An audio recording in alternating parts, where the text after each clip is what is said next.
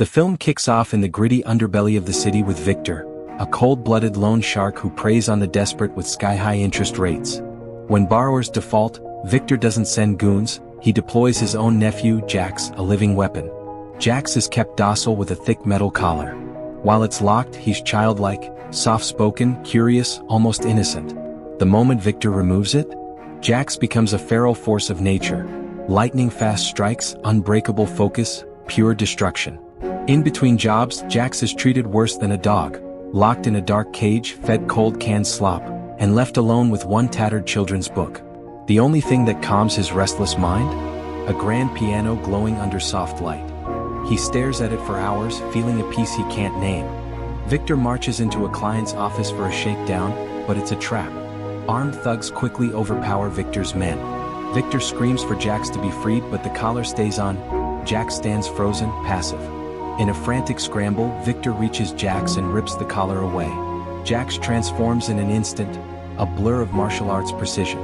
He disarms one man with a spinning kick, slams another's head into a desk, takes down 3 more with brutal elbow strikes and flying punches. The room is wrecked in under 30 seconds. Victor lives, but he's furious. A real dog protects its master first. To tighten control, Victor rigs a panic button with a flashing red bulb. At a warehouse job, he leaves Jax alone. When it glows red, attack. But Jax spots a real grand piano in the corner, the exact kind from his book.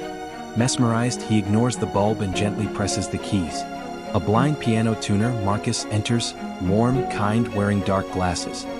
He senses Jax's presence and says, "You like music, don't you? Come help me tune this beauty."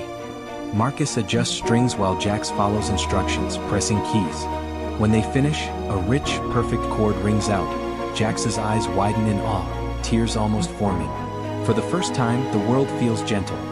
After a vengeful drive-by from an old victim leaves Victor presumed dead, wounded Jax stumbles to the warehouse and collapses. He wakes in Marcus's modest home. Terrified, he hides under the bed for days. Then he hears soft piano music. Drawn out, he meets Victoria, Marcus's bright teenage stepdaughter. She gifts him an old keyboard from her late father and patiently teaches him simple melodies. Jax joins family dinners, awkwardly learning to use utensils. Goes grocery shopping with Marcus, walks in the park, takes photos together. Victoria gently removes his collar one night. Memories flood back, but she holds him steady. They become his first real family.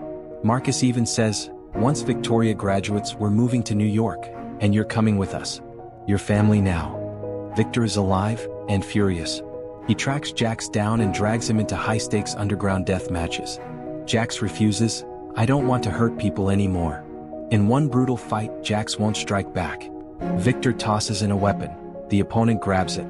Then thugs flood the ring, multiple armed attackers. Jax is overwhelmed, beaten, bloody. But the threat of death ignites him. He rises, unleashing devastating combos, kicks shattering ribs, punches cracking jaws. He takes them all down with surgical fury, but refuses the final kill. Victor screams in rage, "No death, no payout." Jax escapes, finds hidden files, an old photo of a young woman at a piano, his mother. Victor admits the cruel truth. She was a gifted pianist who got into debt, crossed dangerous people, and was killed right in front of young Jax. Back home, Victoria plays the Mozart sonata from the photo. The melody unlocks everything. Jax remembers the men bursting in, his mother hiding him in a closet, her screams, the gunshot. He breaks down in tears. Victor storms the house with his crew. Jax locks Marcus and Victoria in a closet and faces the onslaught alone. He drops waves of thugs with precise strikes. Then Victor sends his secret weapon, a kung fu master. They clash through apartments. Walls punched through, furniture smashed, glass exploding. Jax finds an opening, hurls the master backward through a window, crashing onto Victor's car below. Victor storms up, gun drawn, mocking Jax as just a dangerous dog. He tries snapping the collar back on. Jax snaps, grabs Victor by the throat, slams him against the wall in a storm of rage. Years of pain pour out. Victor taunts him about his mother. Marcus bursts out, pleading, "You're not him, don't become him." Victor laughs cruelly one last time, until Marcus smashes a flower pot over his head, knocking him cold. Months later, Carnegie Hall glows. Jax sits with Marcus in the audience. Victoria steps on stage, dedicates her performance to Jax, and plays the Mozart sonata. As the notes fill the hall, Jax remembers his mother, not the violence but her love of music. Tears stream down his face, not from pain but from pure, overwhelming joy.